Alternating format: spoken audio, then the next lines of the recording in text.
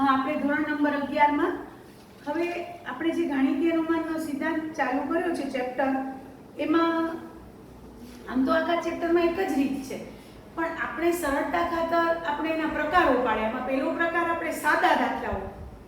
સાદા દાખલા એટલે ઇક્વલ ટુ વાળા, વચ્ચે ઇક્વલ ટુ ની નિશાની હોય એવા. તો એ પ્રકારના 2 દાખલા આપણે શીખ્યા. હવે પ્રકાર 2 કહું છું અને એનું નામ છે અસમતાવાળા દાખલા. અસમતાવાળા દાખલા એટલે શું? વચ્ચે કાં લેસ ધેન હશે, કાં ગ્રેટર ધેન હશે, કાં less than or equal to હશે, કાં ગ્રેટર ધેન. રીત આ જ પ્રમાણે થશે, પણ નામ એને પાડશું અસમતાવાળા દાખલા. એટલે થોડા તમે અલગ એને તારવી શકો એટલે. તો પ્રકાર 2 અને એનું નામ છે અસમતાવાળા દાખલા.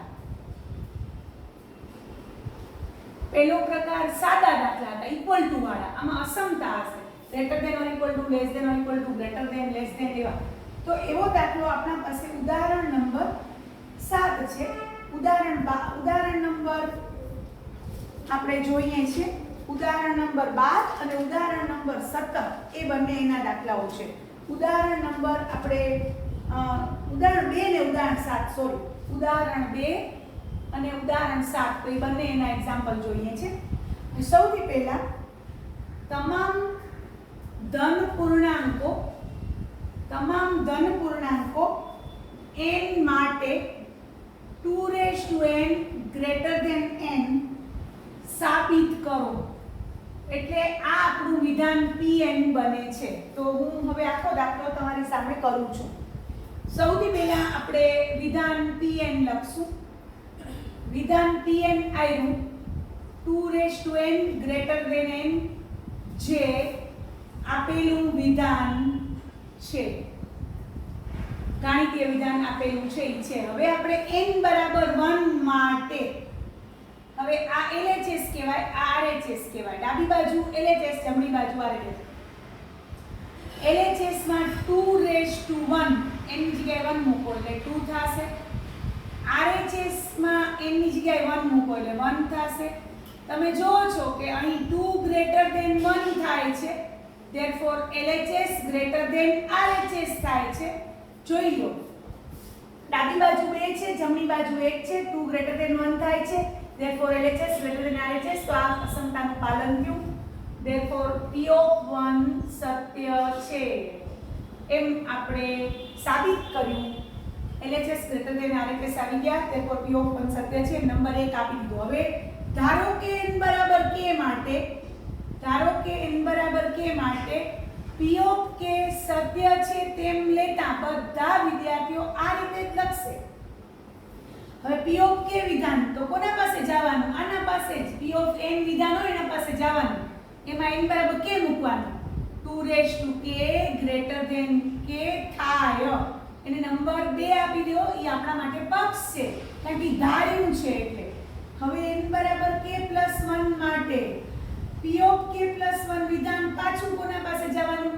આના પાસે જ જવાનું, વિધાન Pn પાસે. ત્યાં એની જગ્યાએ k + 1 મૂકો તો 2k + 1 ગ્રેટર ધેન k + 1 સાબિત કરવું પડે. જ્યારે k + 1 નું વિધાન લખીએ ત્યારે બાજુમાં સાબિત કરવું પડે એમ લખવાનું. હવે આપણે એની LHS થી ચાલુ કરશું. તો એની LHS છે 2k + 1. આયુ દેખાય છે બધાને. હવે 2k + 1 ના બે ભાગ પાડશું. 2k * 2 ઘાતાંકના નિયમ પ્રમાણે આપણે આના ભાગ પાડ્યા. હવે આ આપણો પક્ષ છે, જોઈ લો. 2k ગ્રેટર ધેન k છે, તો 2k ની જગ્યાએ હું નિશાની પણ ગ્રેટર ધેન k * 2 લખીશ અને કારણ કે લખીશ તે પરથી. બધા જોશે આયરું P of k વિધાન જે આપણે પક્ષ તરીકે લીધું છે એને 2 નંબર આપ્યો છે, એનો ઉપયોગ કરશું. એટલે કારણ કે 2 પરથી લખશું. 2k ની જગ્યાએ ગ્રેટર ધેન k એટલે નિશાની ઇક્વલ ટુ ને બદલે ગ્રેટર ધેન થઈ જશે અને 2k થઈ જશે.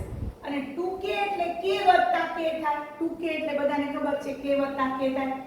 હવે એક વસ્તુ ખાલી કરવાની છે, બીજું કાંઈ નથી. આપણે આ લઈ આવવાનું છે. જોઈ લો, આપણે 2k + 1 ગ્રેટર ધેન k + 1 સાબિત કરવાનું છે. એને બદલે k + k આવ્યું. k + 1 ને બદલે શું આવ્યું? k + k. તો એક k એમને રાખીને એક k ની જગ્યાએ 1 લખીએ. હવે તમે વિચારી લો કે ડાબી બાજુની જે સંખ્યા છે ઈ આ બંનેના સરવાળાથી મોટી છે, ડાબી બાજુની સંખ્યા છે એ k + k ના સરવાળાથી મોટી છે, તો k + 1 ના સરવાળાથી તો મોટી હોય, કારણ કે આ k તો કોઈક મોટો જ હશે ને 1 કરતા. ફરીથી વિચારી લો, અને ન વિચારો તો ડાયરેક્ટ અહીંયા 1 એની જગ્યાએ 1 યાદ રાખી લો. ડાબી બાજુની સંખ્યા k + k થી જો મોટી હોય તો k + 1 થી તો મોટી જ હોય. ટૂંકમાં 1 k એમ રાખો, 1 k ની જગ્યાએ આપણે 1 જોઈએ છીએ તો એ 1 લખી નાખશું, એટલે આપણું આવી ગયું. ધેરફોર આ સાબિત થાય છે, આપણે જે સાબિત કરવાનું હતું સાબિત થઈ ગયું. અને ધેરફોર p ઓફ k સત્ય છે, implies p ઓફ k + 1 સત્ય છે. નંબર એને 3 આપશું. ધેરફોર 1 અને 3 પરથી, ધેરફોર 1 અને 3 પરથી પ્રત્યેક n belongs to n માટે p ઓફ n સત્ય છે તેમ સાબિત થાય છે. બધા જ વિદ્યાર્થીઓ છેલ્લે આમ તો લખશે જ, ત્યારે જ પૂરો દાખલો થાય ગણિતીય અનુમાનનો. તો અસમતાવાળા દાખલામાં કાંઈ હતું નહીં, રીત જ પ્રમાણે છે, વચ્ચે અસમતાની નિશાની કરવાની છે. અહીંયા ખાલી 2k આવ્યા તો આપણે k + k લખ્યા, એમાં 1 k રાખ્યો ને 1 k ની જગ્યાએ 1 લખ્યો. k કરતા નાનો હોય 1, સ્વાભાવિક છે, k કોઈ મોટી સંખ્યા હોય તો તમે ડાબી બાજુની સંખ્યા જે k + k ના સરવાળાથી મોટી છે તો k + 1 થી તો મોટી જ થાય, એમ કરીને લખી નાખવાનું. કાંઈ ગુજરાતી લખવું નથી, આમને આમ જ તમારો જવાબ આવી જશે. તો આ પ્રકાર નંબર 2 જે અસમતાવાળા દાખલામાં ઉદાહરણ 2 આપણે કર્યું. હવે આપણે ઉદાહરણ 7 કરીએ છીએ. એ પણ અસમતાવાળો દાખલો છે. પ્રકાર નંબર 2 આપણે પાડ્યો છે, હું અલગથી કોઈ પ્રકાર નથી, આપણે સરળપણે અલગ દાખલા પાડી શકીએ એટલે આપણે એને એ રીતે દર્શાવ્યું છે. હા, ઉદાહરણ 7 ની રકમ છે.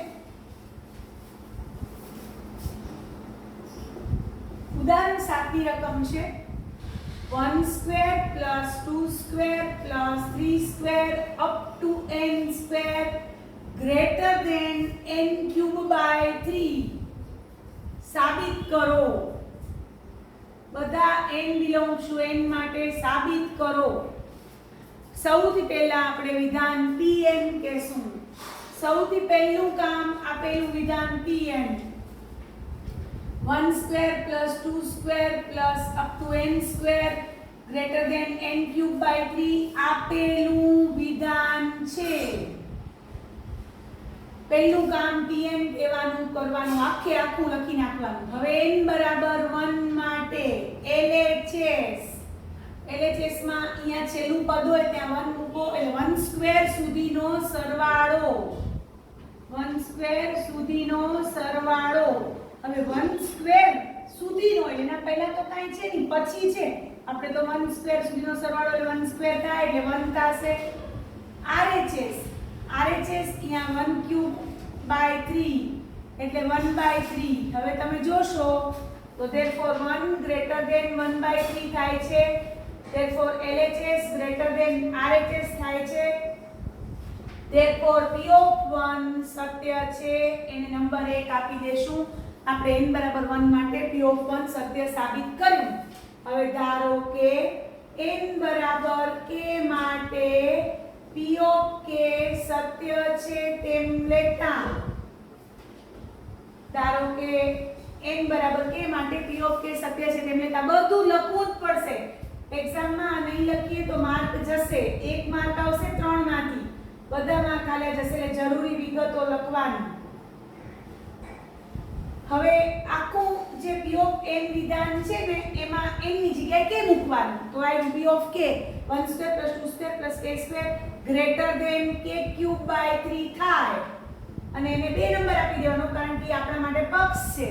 હવે n = k + 1 માટે, n = k + 1 માટે વળી P of k + 1 વિધાન આખું લખવાનું. આખું કોના પાસે જવાનું? આના પાસે જ જવાનું. એમાં n ની જગ્યાએ k + 1 મૂકવાનું.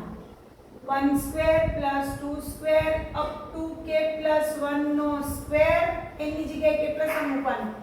ગ્રેટર ધેન k + 1 નો ઘન, અહીંયા n ની જગ્યાએ k + 1/3, પછી પાછળ લખવાનું સાબિત કરવું પડે. હવે આપણે LHS થી ચાલુ કરશું. LHS છે આપણી પાસે 1 square plus 2 square up to k+1 નો વર્ગ. k+1 ના વર્ગથી એક આગળનું પદ એટલે k સ્ક્વેર થાય. તો એ આપણે લખશું આગળનું, પછીનું નહીં, એનાથી આગળનું, પહેલાનું. આપણે ખબર પડવી જોઈએ કે એક એક વધે છે તો એક એક ઘટે છે. હવે આની નીચે લીટી કરવાની. 1 square plus 2 square plus k square આયરો જો પક્ષ છે તમારો આયરો. તો 1 square plus 2 square plus k square greater than k³/3. તો ત્યાં ગ્રેટર ધેન k³/3 દાખલ કરી નાખવાનો એની જગ્યાએ. અને આ k+1 નો વર્ગ તો પડ્યો જ છે. ઘણા આ પદ પછી ભૂલી જાય તો એમાં દાખલો ખોટો પડી જાય. અને અહીંયા લખવાનું કારણ કે 2 પરથી 2 નો ઉપયોગ કર્યો આયરો. 1 square plus 2 square plus k square greater than k³/3. તો અહીંયા ગ્રેટર ધેન ની નિશાની આવે k³/3 પ્લસ k સ્ક્વેર. હવે છે ને તે આ 3 ને અંદર ગુણવાનું એટલે 3 * લસા લેશું k સ્ક્વેર k+1 નો સ્ક્વેર / 3. હવે વર્ગ છોડતા આવડે છે તમને. k સ્ક્વેર + 2k + 1 એને 3 વડે ગુણતા જાશું. 3k square + 6k + 3/3. હવે મારે જવાબ આ લઈ આવવાનો છે. જવાબ k+1 નો ઘન ને /3 લઈ આવવાના છે. તો મારે આમાં છે ને k+1 ના ઘનનું ગોઠવણ કરવાની. k square + 3k square + 3k + 1. આ છે ને k+1 નો ઘનનું સૂત્ર છે.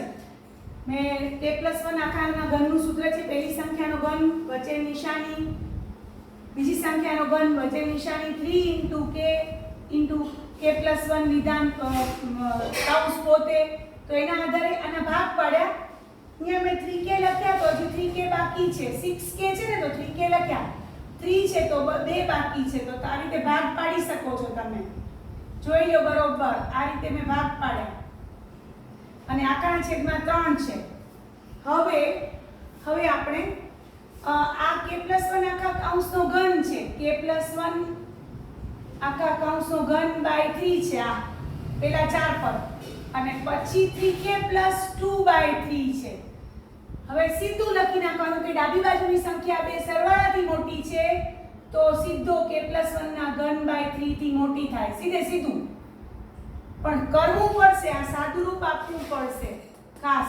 તો આ રીતે આપણે p ઓફ k સત્ય છે ઇમ્પ્લાઇઝ p ઓફ k+1 સત્ય છે એમ સાબિત કર્યું. એને નંબર 3 આપવાનો. પછી 1 અને 3 પરથી પ્રત્યેક n બિલોંગ્સ ટુ n માટે વિધાન pn સત્ય છે એમ સાબિત થાય છે એમ લખવાનું. તો આ રીતે આપણે પ્રકાર 2 ગાણિતીય અનુમાનનો પ્રકાર 2 અસમતાવાળા દાખલા પણ કર્યા. હવે તમને જો મારો વિડીયો પસંદ આવ્યો હોય તો લાઈક કરજો, શેર કરજો અને મારી ચેનલને સબસ્ક્રાઇબ કરજો. Thank you very much.